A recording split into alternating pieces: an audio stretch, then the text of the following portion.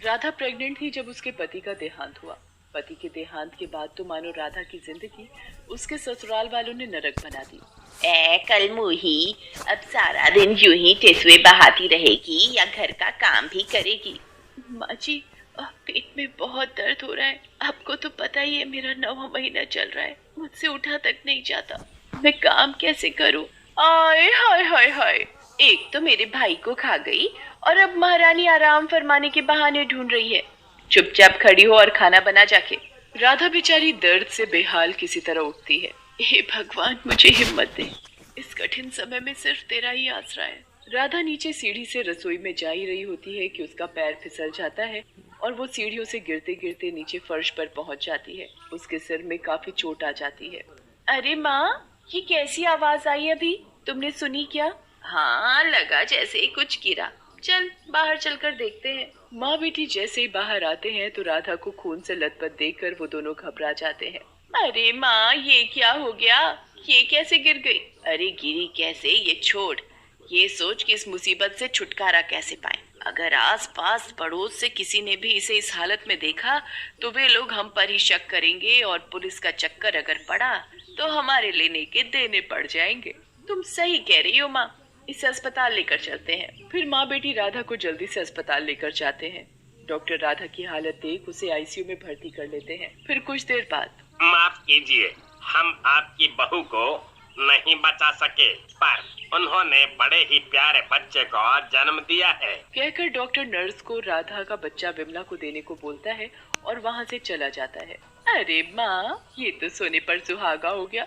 बिना कुछ करे धरे ही उस चुड़ैल राधा से पीछा छूट गया हमारा। हाँ, मगर अब इसके बच्चे का क्या करें? खुद तो चैन की सांस लेकर मर गई और इसे हमारे मत्थे मर गई। विमला और तिमसी राधा के बच्चे को घर ले तो आते हैं पर बिल्कुल ध्यान नहीं देते। राधा का बेटा भूख से रो रहा होता है। तभी वहाँ राधा की आत्मा आ जाती है। अरे मेरा बेटा कैसे रो रहा है? राधा उसे उठाती है और अपना दूध पिलाने लगती है। ऐसे तो ये लोग मेरे बेटे को भी मार डालेंगे। अब मुझे ही मुन्ना का ध्यान रखना पड़ेगा। फिर अगले दिन, माँ, रात को मेरी नींद पूरी नहीं हुई इस बच्चे की वजह से। रात भर इसके रोने की आवाज मेरे कानों में गूंज रही थी। आखिर है तो उसी चुड़ैल राधा का बेटा ना, सुकून कैसे लेने देगा? ऐसा लगता है जैसे जिंदगी इन सब में ही उलझ गई है। मैं क्या कहती हूँ, आज मैं इस मुसीबत से छुटकारा पाकर ही रहूंगी। वो कैसे? रुको, बताती हूँ। फिर जैसे ही अंधेरा होता है तिमसी मुन्ना को एक कपड़े में लपेटती है और सड़क पर छोड़ आती है। जब मुन्ना को ठंड लगती है तो मुन्ना जोर जोर से रोने लगता है। सामने से एक गाड़ी आ रही थी, तभी अचानक वहाँ राधा की आत्मा आ जाती है। अरे मेरा मुन्ना! मुन्ना की यह हालत देखकर राधा को गुस्सा आ जाता है और वो चुड़ैल रूप ले लेती है। इन्होंने क्या हालत कर दी है मेरे मुन्ना की। फिर चुड़ैल अपने बेटे को लेकर रात को ऐसे ही भटकती रहती है। इतनी ठंड में मैं मुन्ने को कहाँ लेकर जाऊं, क्या खिलाऊं? फिर उसे एक सार्वजनिक टॉयलेट दिखता है जो कि थोड़ा सा टूटा हुआ था।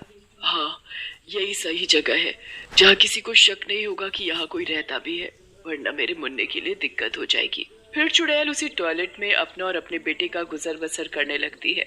सब बात अपनी जगह पर ठीक है, पर मैं अपना और मुन्ने का खाना पीना कैसे चलाऊंगी? राशन, दूध, फल, इन सब के लिए मुझे कुछ तो काम करना ही पड़ेगा, पर कैसे? इस रूप में तो काम मिलने से रहा, और अगर मैं किसी को मारकर दूसरों का नुकसान कराकर अपना और अपने बेटे का पेट पालूं तो कितनी सेल्फिश माँ कहलाऊंगी मैं। नहीं, मैं ऐसा नहीं कर सकती। फिर रात भर सोचने के बाद वो एक नतीजे पर आती है। अगले ही दिन वो एक औरत का रूप धारण करती है। हाँ, अब ठीक है, अब मैं काम करने जा सकती हूँ। फिर वो मुन्ने को अपनी पीठ पर बांधती है और एक घर में जाती है। मेम साहब, मुझे काम की बहुत जरूरत है। क्या काम कर सकती हो तुम? ऊपर से तुम्हारा बच्चा इतना छोटा है, कैसे कर पाओगी तुम? मेम साहब, मुझे काम की बहुत जरूरत है। अगर मैं काम नहीं करूंगी तो मेरा मुन्ना भूखा मर जाए। मेरे अलावा उसका कोई नहीं है। मैडम को चुड़ैल की बातें सुनकर तरस आ जाता है। ठीक है, अब रोना बंद करो और ये बताओ कि तुम क्या क्या बना सकती हो। जो आप खाओ मैं सब बना दूंगी। ठीक है, वैसे आज मेरे घर कुछ गेस्ट आ रहे हैं तो उनके लिए कुछ अच्छा सा स्पेशल बना दो। फिर चुड़ैल मुन्ना को वहीं फर्श पर लिटा देती है और खाना बनाना शुरू करती है। मेहमानों के आने पर वो उन्हें खाना खिलाकर बर्तन धोकर जब सारा काम खत्म हो जाता है तो वो भूखी पेट घर जा रही होती है। तभी मैडम उसे रोक लेती है। अरे, तुम बिना खाए ही जा रही हो? कोई बात नहीं मैडम जी, आपके मेहमान खुश हुए तो मेरी मेहनत भी सफल हुई। अगर आपको देना ही है तो आप मुन्ने के लिए दूध दे दो थोड़ा सा। फिर वो मैडम से दूध लेके टॉयलेट वाले घर में चली जाती है। टॉयलेट में आने पर ही वो अपने असली चुड़ैल रूप में आती और वो मुन्ने को दूध पिलाती है और दोनों सो जाते हैं। अगले दिन फिर चुड़ैल औरत का रूप लेकर काम पर जाती है। कुछ दिन ऐसे ही निकल जाते हैं। चुड़ैल औरत रूप में टॉयलेट में रहकर अपना और अपने बेटे का जीवन यापन करने लगती है। चुड़ैल में काम की लगन देखकर मैडम उसे सराहने लगती है और उसकी मदद भी करने लगती है। जब भी उसे पैसों की जरूरत होती, मैडम उसे कभी मना नहीं करती और मदद करती। पर एक दिन, अरे सुनो, आज मेरा जन्मदिन है, आज तुम बिना खाना खाए यहाँ से नहीं जाओगी। अब तो मुन्ना भी बड़ा हो गया है, वो भी खा पी सकता है। अरे अब मैं मैडम को कैसे बताऊं कि मैं ये घास फूस वाला खाना नहीं खाती। मैं एक चुड़ैल हूँ और मेरा पेट इस खाने से नहीं भरता।